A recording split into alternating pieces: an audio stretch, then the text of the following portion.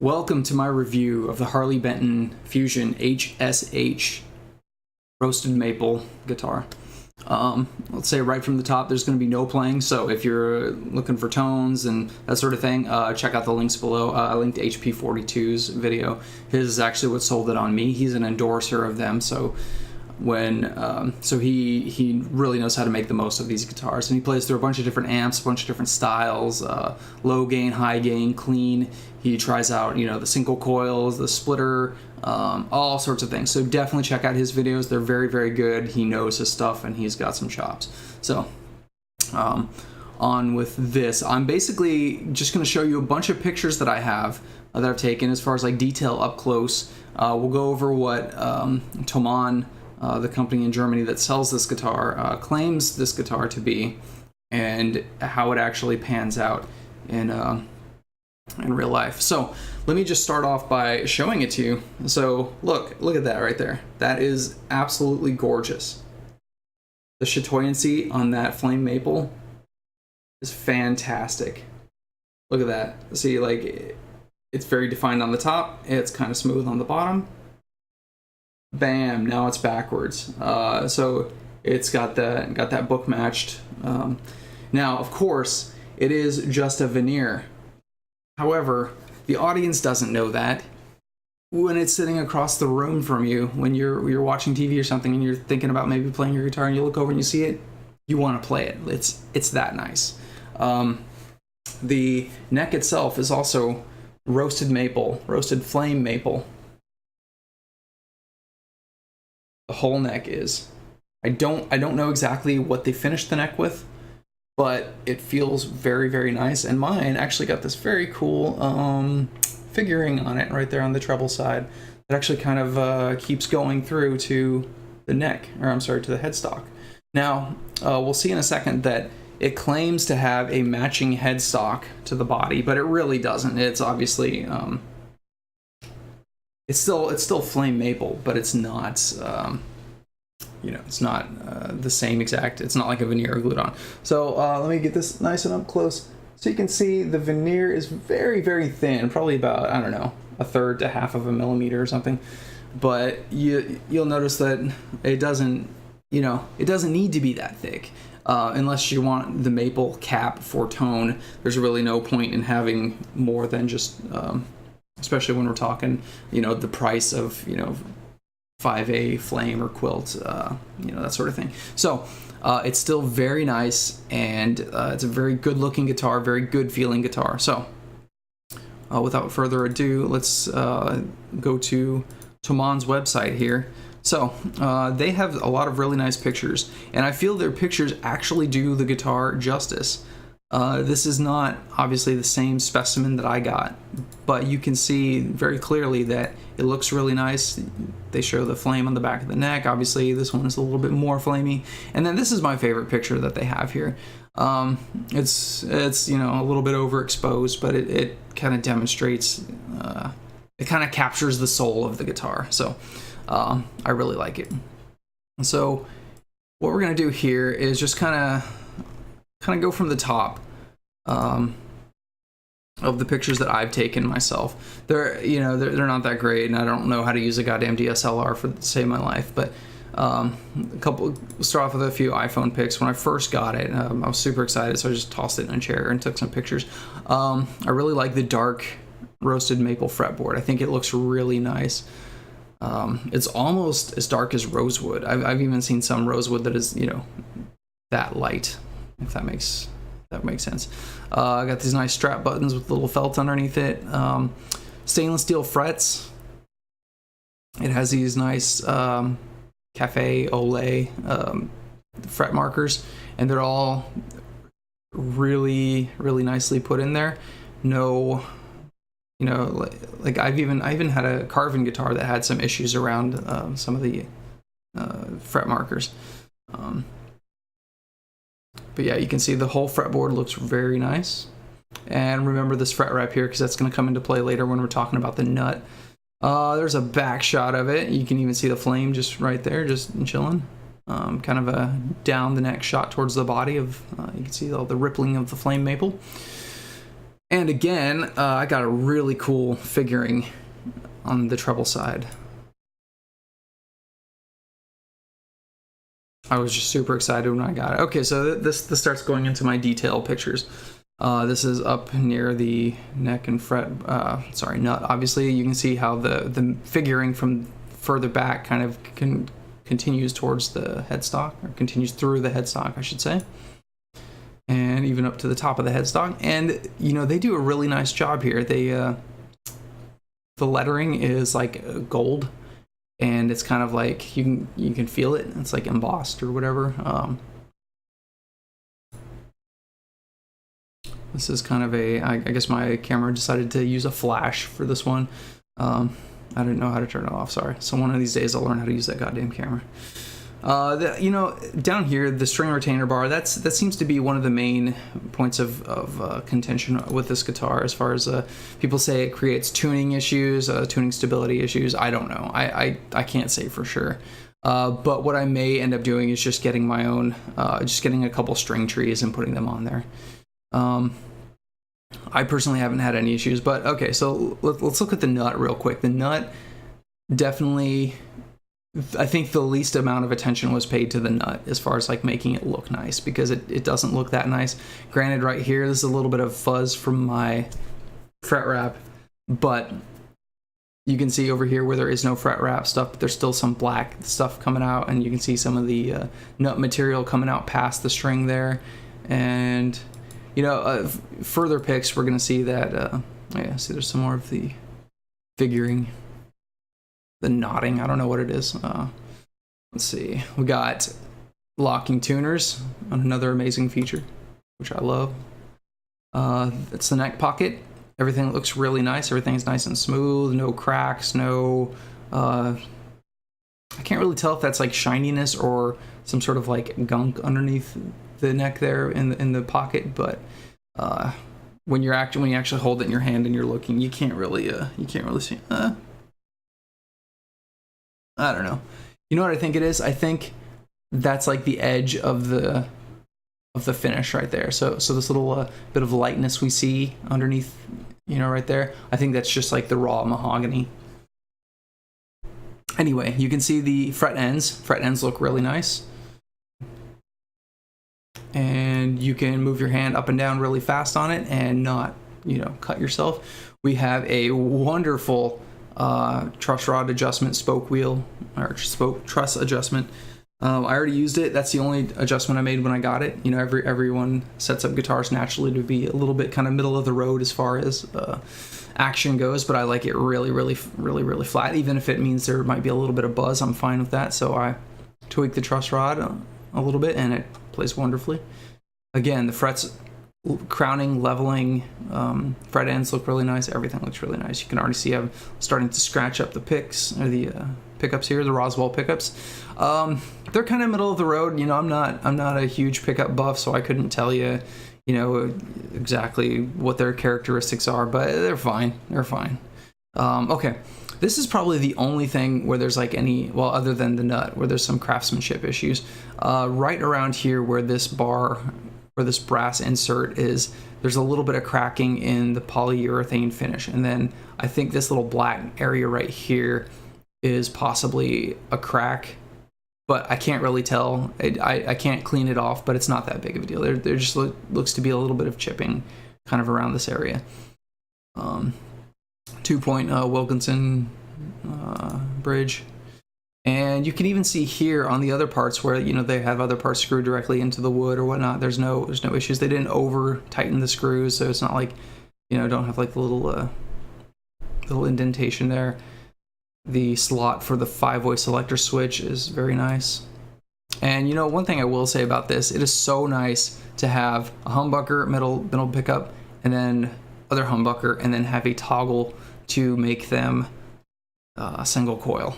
That is such a great feature on this guitar. Here's a shot down the neck. You can see basically the whole neck looks very nice. The grain is beautiful. The fretwork is really nice.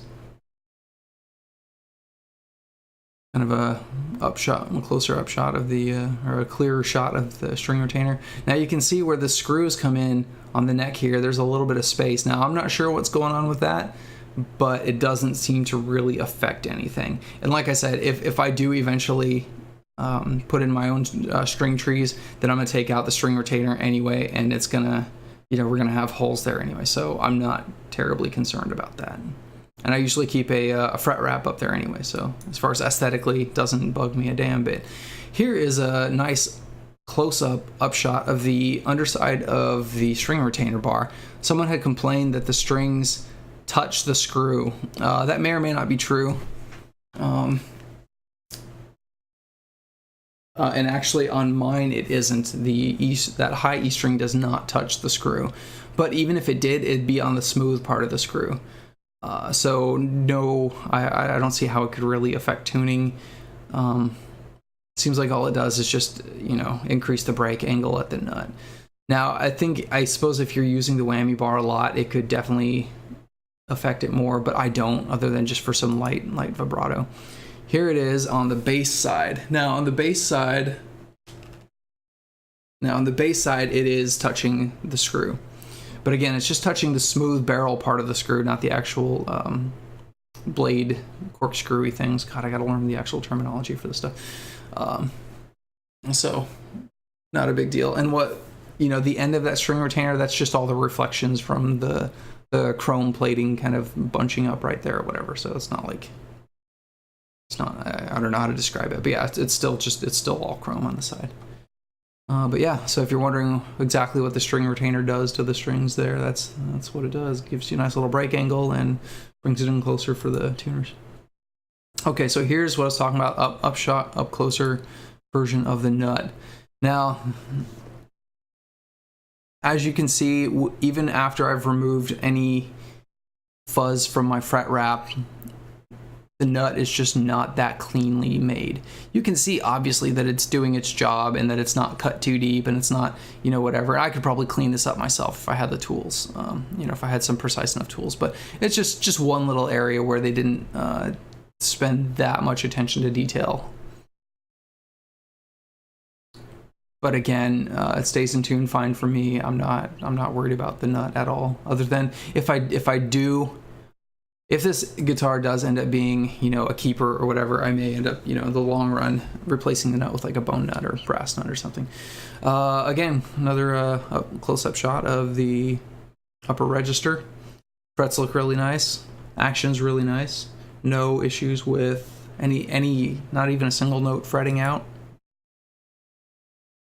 Once again, you can see the flame going on there. It has a 12-inch radius, by the way. Some more fret ends. Yeah, you can kind of see how there's a little bit of indentation in the wood here where the frets were put in or maybe worked with a little bit, but again, this is super up close. And you can see how the side dots are actually put in really nicely. Here's another shot of the side dots on the 12th fret, and you can see how the flame kind of goes all the way across the fretboard and kind of down into the actual like 1/4 inch thick fretboard that's glued on.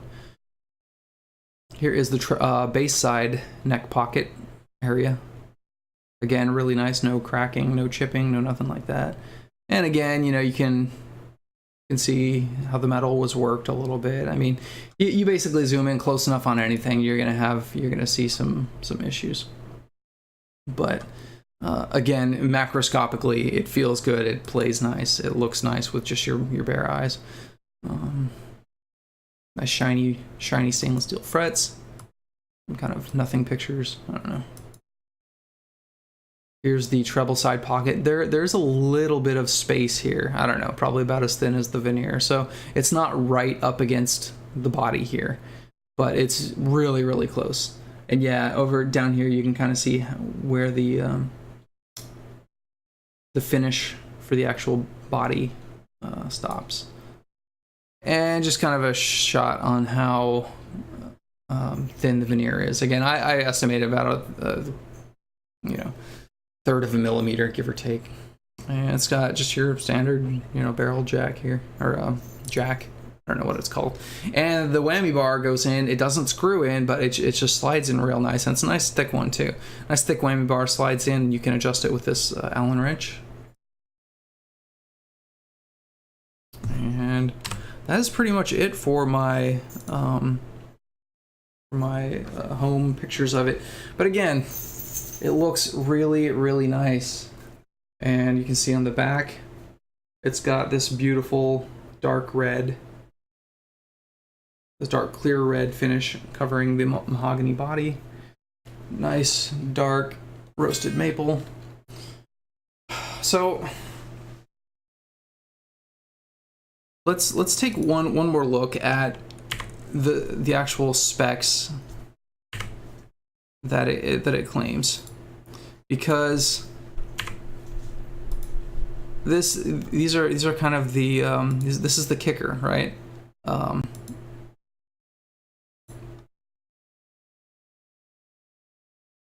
So again, we have an ergonomically shaped mahogany body. Yes, okay, sure, why not? That's a super strat. Ultra flame maple veneer top. You know, if this was an actual cap, like, this would probably add God knows how many hundreds of dollars onto the price, because this is such a nice flame. So again, here, matching headstock. It does not have a matching headstock. However, the headstock is also flame maple, just because the neck itself is flame, but it's not like a veneer of the same flame pasted onto the headstock, which is fine for me. Bolt-on neck, roasted maple, obviously. 24 stainless steel frets, medium jumbo. So yeah, they're definitely a little bit bigger than I'm used to, but medium jumbo. Nut width 42 millimeters. Not sure what that is in inches. Probably just under, I don't know, 2, because I think an inch is 24 something millimeters. Scale 648 millimeters. That's exactly 25.5 inches. Well, give or take a little bit more. Fretboard radius 305 millimeters. It is a 12-inch radius. So nice and flat. Binding made of natural wood. I don't know about that. It's just taped off from the clear mahogany, or the clear red coating that they put on the mahogany body. Has the Roswell pickups. Not sure what HAF-B stands for. I guess just whatever model is their house brand or whatever. So volume tone knob, a 5-way selector switch, Wilkinson 2-point tremolo. It's got the single coil humbucker toggle on it. Chrome hardware, locking tuners, WSC, not sure exactly what that brand is.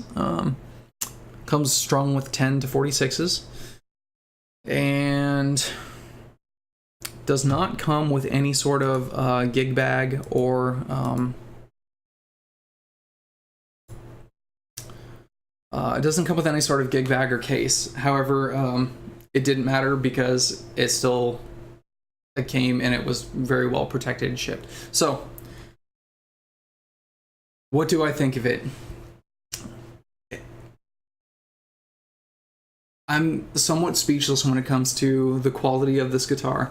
I was in the market for the Guthrie Govan signature, right? And this is kind of like, this might as well be like the budget answer to it. But let me tell you what, I got a B stock. This is a B stock, and it was shipped to my house under $400. I'm floored. Like, where else can you find these features?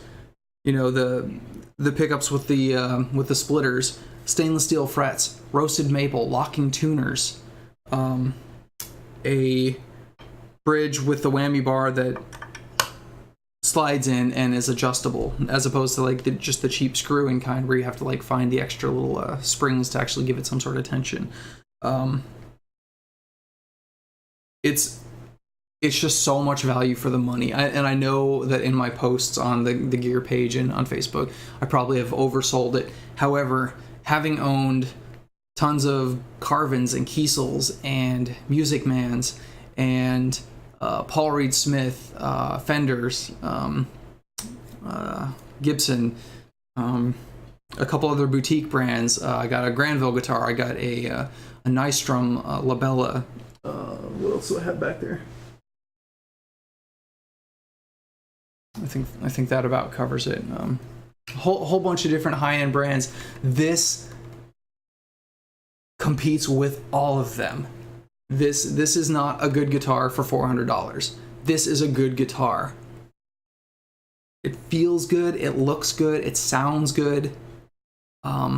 Literally, unless shit just hits the fan and something irreparable happens to it, like the neck just snaps or something, or half the frets come out when the weather changes, or I don't know. I can't think of anything that could happen to this guitar that would negate the quality of the bones of the guitar.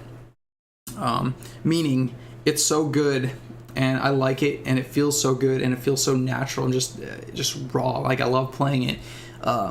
That I'd probably be willing to spend hundreds of dollars fixing up whatever went wrong with it, and it would still, like if I needed to get refretted, I don't know.